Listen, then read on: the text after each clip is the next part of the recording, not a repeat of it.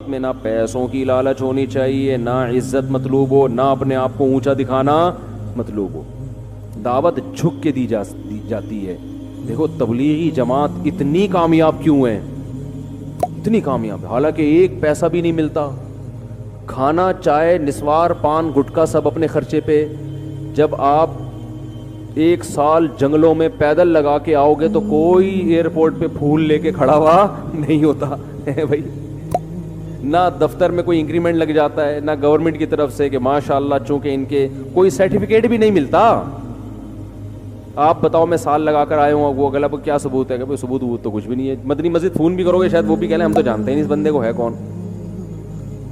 کچھ بھی نہیں مل رہا ہوتا، پھر بھی اتنی کامیاب کیوں ہے؟ پھیلتا ہے، جو کام پھیل رہا ہے. وجہ کیا ہے کہ جب یہ دعوت دینے کے لیے جاتے ہیں تو اپنے آپ کو چھوٹا بنا کے، یہ نہیں کہ ہم تیرے کو سکھانے آئے ہیں، تجھے کچھ پتا ہے نہیں بھائی، ہم سیکھنے آئے ہیں، آؤ مسجد میں بیٹھ کے مذاکرہ ہوگا، ہم بھی سیکھیں گے، آپ بھی سیکھیں گے، ہم نے تو خود کلمہ پڑھا ہے تو ہم سیکھنے والے. تو یہ جو سیکھتے اور بھائی اور عزت اور کوئی یار کیا کیا باتیں آتی ہیں دماغ میں، کھوپڑی میں. ابھی میں ایک واقعہ سنایا نا، جس نے مجھے سنایا تو بس میں آنکھوں سے ضبط نہیں کر پا رہا تھا. حضرت مولانا طارق جمیل صاحب کا واقعہ ہے. ایک شخص آیا مجھ سے ملنے کے لیے، خواجہ سرا ہے. میں تو پہلی دفعہ زندگی میں کوئی خواجہ سرا مجھ سے ملا. میں سمجھا کہ پراپر آدمی ہے، اتنی بڑی اس کی داڑھی اور رنگ ماشاءاللہ بڑی مردانہ وجہ.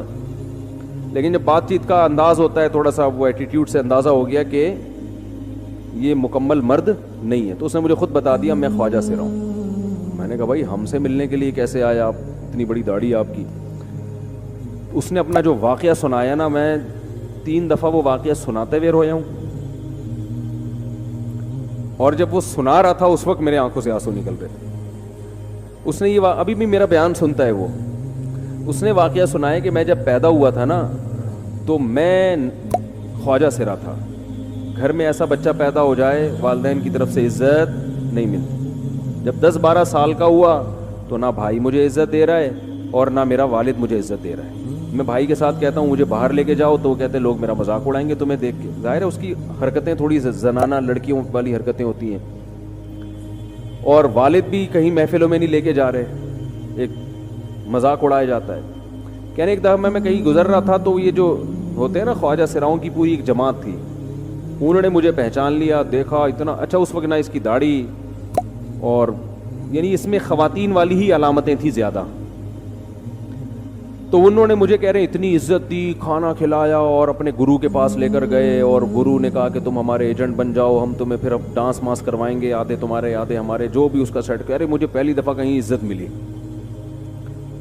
تو لیکن میرے ابا کو پتہ چل گیا تو ابا نے لا کے طبیعت سے کوٹ دیا، ٹھیک ہے نا، کہ دوبارہ ان میں نہیں بیٹھنا.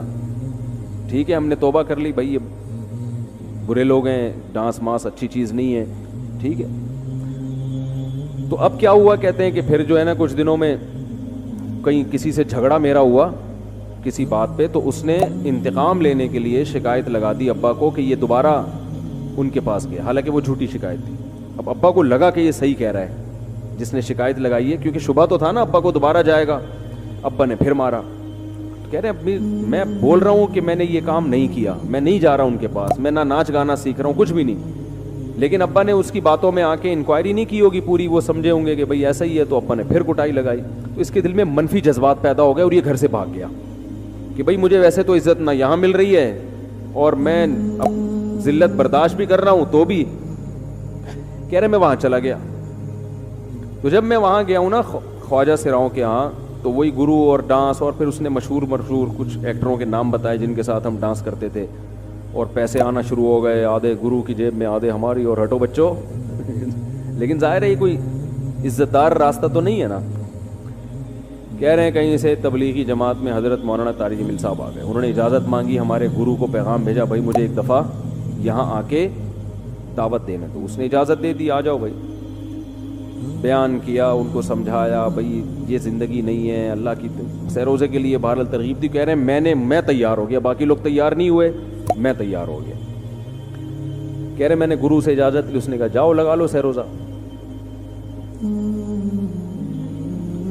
تو کہتا ہے کہ جب میں حضرت کے گھر پہ گیا ہوں نا تو حضرت پہلے سے دروازہ کھول کے ایسے انہوں نے دونوں بازو پھیلائے ہوئے تھے استقبال کے لیے, پہلے سے کھڑے ہوئے تھے علماء کے ساتھ. کہتے اتنے مشہور آدمی, اتنی بڑی سیلیبریٹی, اور اتنے بڑے بڑے علماء, ان کی پگڑیاں, ان کے اتنا خوبصورت لباس, جو خود عزت دار لوگ ہیں, کہہ رہے ایسے جو ہے نا میرے استقبال کے لیے دونوں بازو پھیلا کر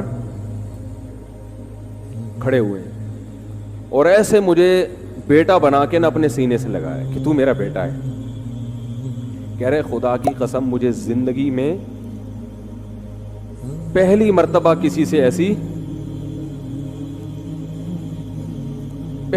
ایسی عزت ملی مجھے کسی سے, اور اس عزت دینے میں مولانا کا کوئی مفاد,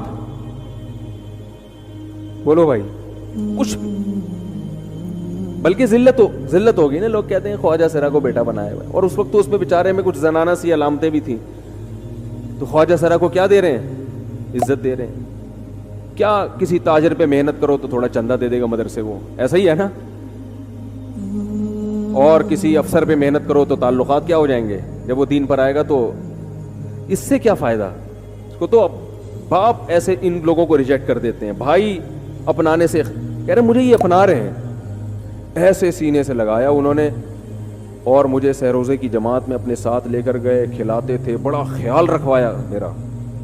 کہہ رہے اس کے بعد پھر میں نے گرو سے اجازت لی, وہ گرو چھوڑتے تھوڑی, ان کو پیسے ویسے دیے, جان چھڑائی نا, وہ بھی غلامی کی طرح نکلنا پڑتا ہے, پیسے دیے پتہ نہیں کتنے لاکھ یا کتنے ہزار روپے, وہاں سے پھر نکل کے 4 مہینے اس میں بھی خیال کیا. تو پھر تبلیغ کے بزرگوں سے ملا, پھر انہوں نے پورا مجھے بتایا کہ بھائی تم یہ علاج کرو تاکہ تمہارے اندر یہ زنانہ علامتیں ختم ہو. تو وہ علاج کر رہا تھا ماشاءاللہ, اس انجیکشن لگے, انجیکشن میں ڈاکٹروں کی بھی مدد کروائی. یہ ایسی NGO ہے میرے بھائی جس کو کوئی بھی NGO نہیں کہتا, نہ ان کے کوئی اشتہار آ رہے ہیں. کتنے لاکھوں لوگوں کو اس طرح سے یہ لے کر بھی آئے اور ان کے مسائل بھی حل کیے, مگر نہ کوئی ویڈیو بن رہی ہے, نہ کوئی اشتہار آ رہا ہے. یہ تو اس نے خود مجھے بتا دیا نا, اور اس نے کہا ایسے سینکڑوں لوگوں کے ساتھ ہوا ہے.